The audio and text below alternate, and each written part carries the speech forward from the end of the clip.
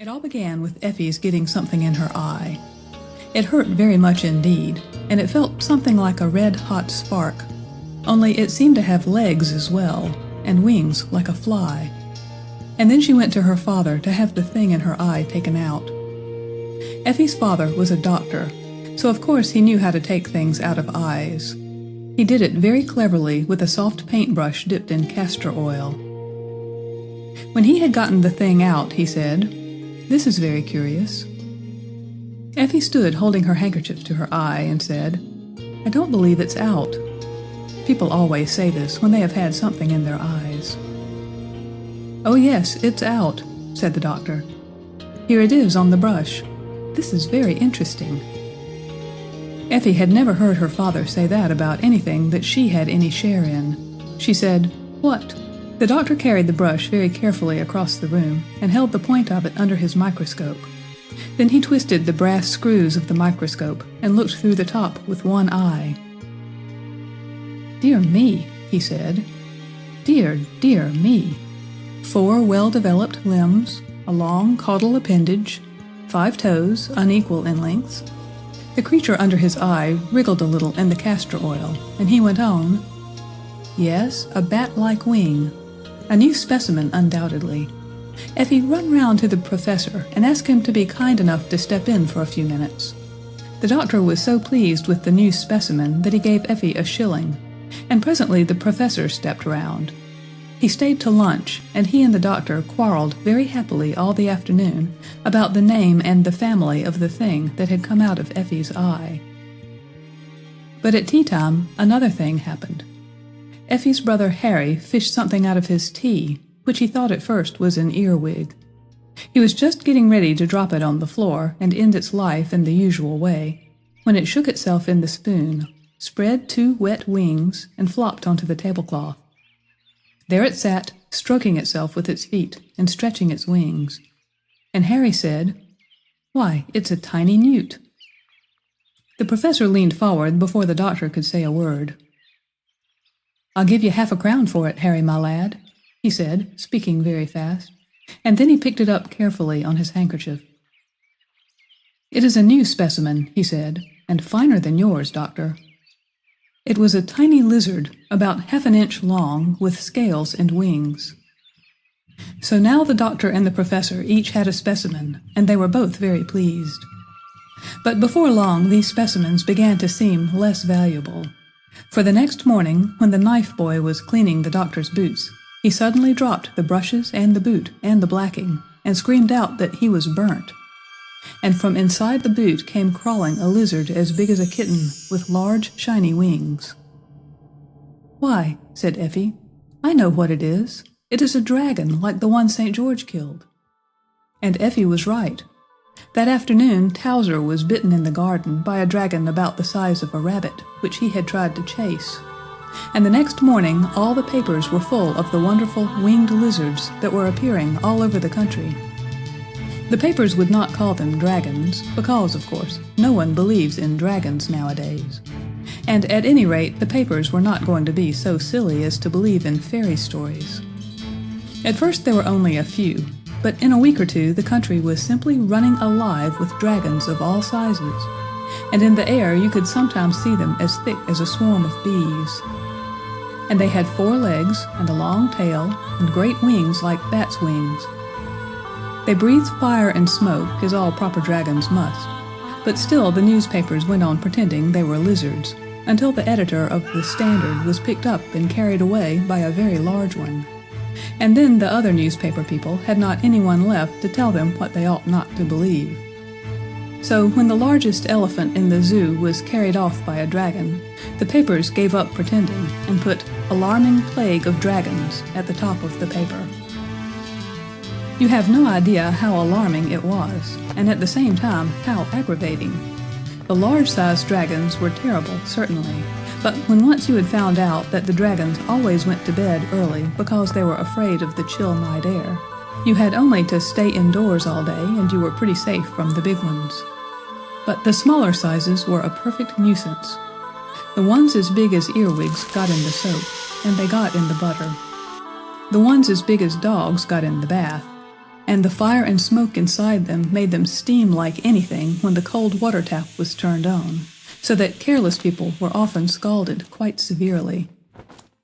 The ones that were as large as pigeons would get into work baskets or corner drawers and bite you when you were in a hurry to get a needle or a handkerchief.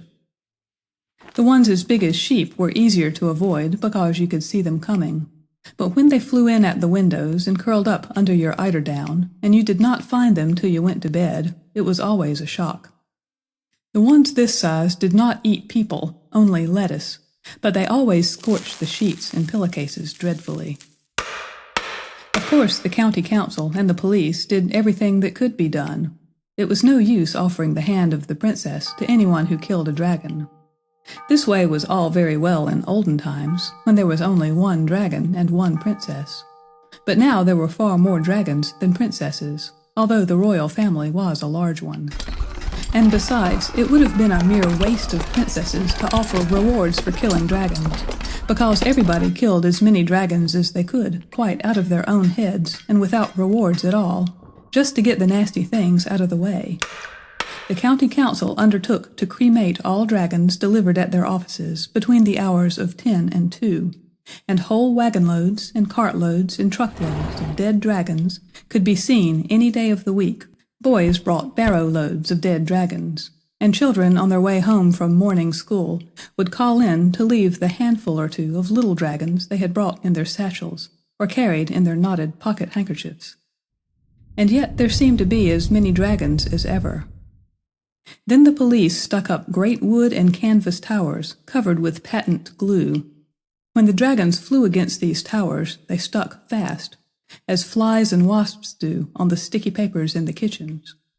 And when the towers were covered all over with dragons, the police inspector used to set fire to the towers, and burnt them and dragons and all. And yet there seemed to be more dragons than ever. The shops were full of patent dragon poison and anti-dragon soap and dragon-proof curtains for the windows, and yet there seemed to be more dragons than ever. It was not very easy to know what would poison a dragon, because, you see, they ate such different things. The largest kind ate elephants, as long as there were any, and then went on with horses and cows.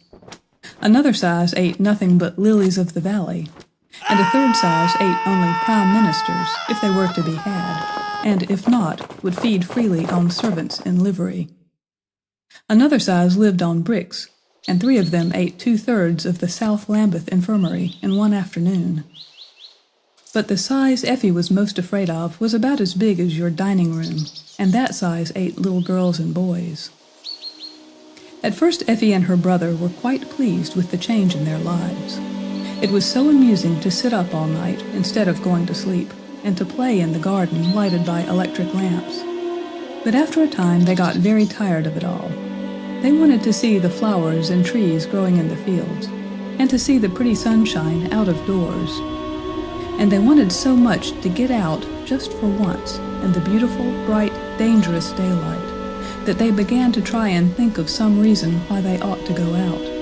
I know exactly what we ought to do, but I don't know how we ought to do it. What ought we to do? Said Effie. We ought to wake St. George, of course, said Harry. He was the only person in his town who knew how to manage dragons. The people in the fairy tales don't count. We must go and look, said Harry boldly. You shall wear a dragon-proof frock made of stuff like the curtains, and I will smear myself all over with the best dragon poison. So the next afternoon, quite early, long before the beams of sunset announced the coming night, when everybody would be up and working, the 2 children got out of bed. Effie wrapped herself in a shawl of dragon-proof muslin. There was no time to make the frock. And Harry made a horrid mess of himself with a patent dragon poison. Then they joined hands and set out to walk to St. George's Church. As you know, there are many St. George's churches, but fortunately they took the turning that leads to the right one, and went along in the bright sunlight, feeling very brave and adventurous. There was no one about in the streets except dragons, and the place was simply swarming with them. Fortunately, none of the dragons were just the right size for eating little boys and girls, They noticed that the fields on each side were greener than usual, with the scaly legs and tails, and some of the smaller sizes had made themselves asbestos nests in the flowering hawthorn hedges. Effie held her brother's hand very tight, and once, when a fat dragon flopped against her ear, she screamed out, and a whole flight of green dragons rose from the field at the sound, and sprawled away across the sky. The children could hear the rattle of their wings as they flew. When they came to St. George's Church, they found the door open, and they walked right in. But St. George was not there. So they walked around the churchyard outside, and presently they found the great stone tomb of St. George, with the figure of him carved in marble outside, in his armor and helmet, and with his hands folded on his breast. "However can we wake him?" they said. Then Harry spoke to St. George, but he would not answer, and he called, but St. George did not seem to hear. And then he actually tried to waken the great dragon slayer by shaking his marble shoulders. But St. George took no notice. Then Effie began to cry, and she put her arms around St. George's neck as well as she could for the marble, which was very much in the way at the back. And she kissed the marble face, and she said, "Oh, dear, good, kind St. George, please wake up and help us." And at that, St. George opened his eyes sleepily and stretched himself and said, "What's the matter, little girl?" So the children told him all about it. He turned over in his marble and leaned on one elbow to listen. But when he heard that there were so many dragons, he shook his head. "It's no good," he said. "They would be one too many for poor old George. You should have waked me before. I was always for a fair fight. One man, one dragon was my motto." Just then a flight of dragons passed overhead, and St. George half drew his sword. But he shook his head again and pushed the sword back as the flight of dragons grew small in the distance. "I can't do anything," he said. "Things have changed since my time. St. Andrew told me about it. They woke him up over the engineers' strike, and he came to talk to me. He says everything is done by machinery now. There must be some way of settling these dragons. By the way, what sort of weather have you been having lately?" This seemed so careless and unkind that Harry would not answer, but Effie said patiently, "It has been very fine. Father says it is the hottest weather there has ever been in this country." "Ah, I guessed as much," said the champion thoughtfully. "Well, the only thing would be, dragons can't stand wet and cold, that's the only thing. If you could find the taps."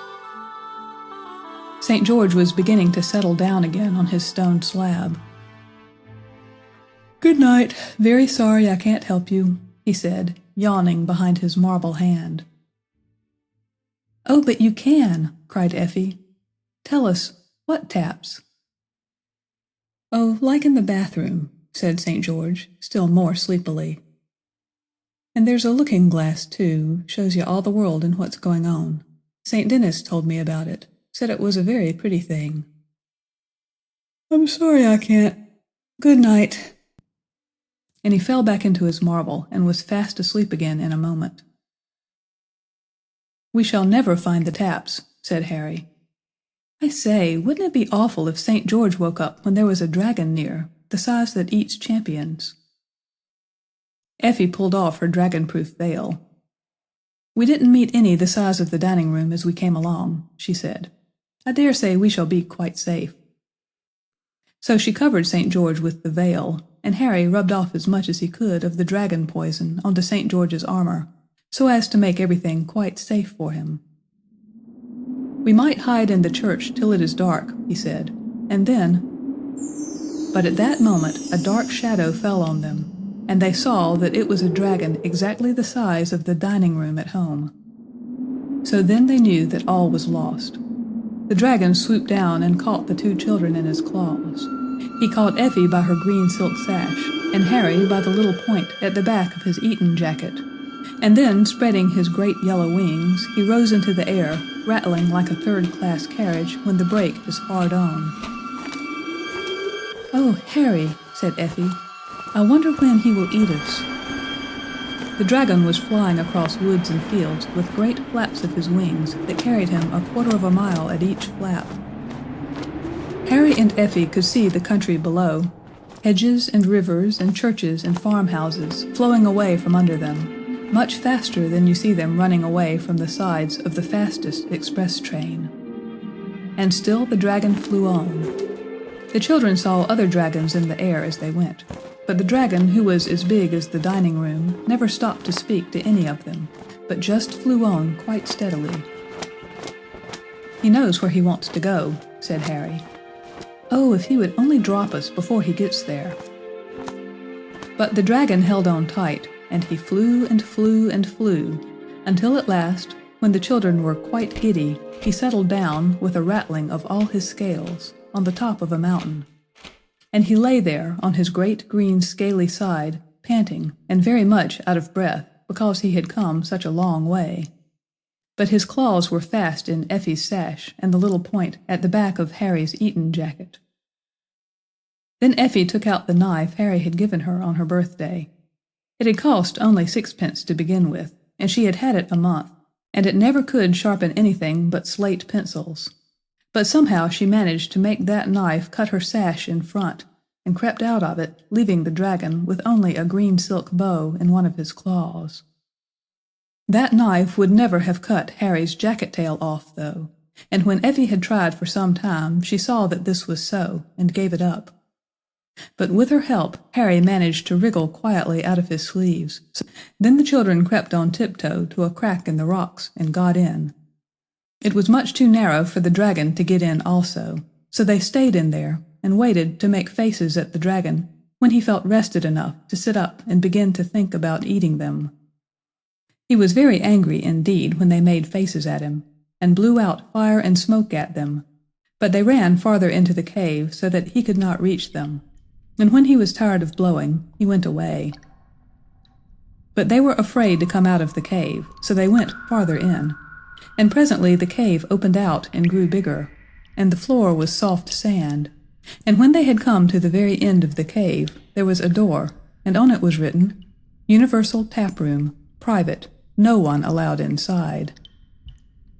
So they opened the door at once, just to peep in, and then they remembered what St. George had said. "We can't be worse off than we are," said Harry, "with a dragon waiting for us outside. Let's go in." They went boldly into the tap room and shut the door behind them. And now they were in a sort of room cut out of the solid rock, and all along one side of the room were taps, and all the taps were labeled with china labels like you see in baths. And as they could both read words of 2 syllables, or even 3 sometimes, they understood at once that they had gotten to the place where the weather is turned on from. There were 6 big taps labeled sunshine, wind, rain, snow, hail, ice, and a lot of little ones labeled fair to moderate, showery, south breeze, and the big tap labeled sunshine was turned full on. They could not see any sunshine. The cave was lighted by a skylight of blue glass. Then they saw that one side of the room was just a big looking glass, and when you looked in it, you could see everything that was going on in the world, and all at once, too, which is not like most looking glasses. They saw the carts delivering the dead dragons at the county council offices, and they saw St. George asleep under the dragon-proof veil, and they saw their mother at home crying because her children had gone out in the dreadful, dangerous daylight, and she was afraid a dragon had eaten them. And they saw the whole of England like a great puzzle map, green in the field parts and brown in the towns. And they could see that it was still broad daylight, and no dragons had gone to bed yet. Effie said, "Dragons do not like cold," and she tried to turn off the sunshine, but the tap was out of order, and that was why there had been so much hot weather, and why the dragons had been able to be hatched. So they left the sunshine tap alone, and they turned on the snow and left the tap full on while they went to look in the glass. There they saw the dragons running all sorts of ways, like ants, and the snow fell more and more. Then Effie turned the rain tap quite full on, and presently the dragons began to wriggle less, and by some of them lay quite still, So the children knew the water had put out the fires inside them, and they were dead. So then they turned on the hail, only half on for fear of breaking people's windows. And after a while there were no more dragons to be seen moving. Then the children knew that they were indeed the deliverers of their country. "They will put up a monument to us," said Harry, "as high as Nelson's. All the dragons are dead." "I hope the one that was waiting outside for us is dead," said Effie. "How did they get home again? By the Snowdon Railway, of course." "And was the nation grateful?"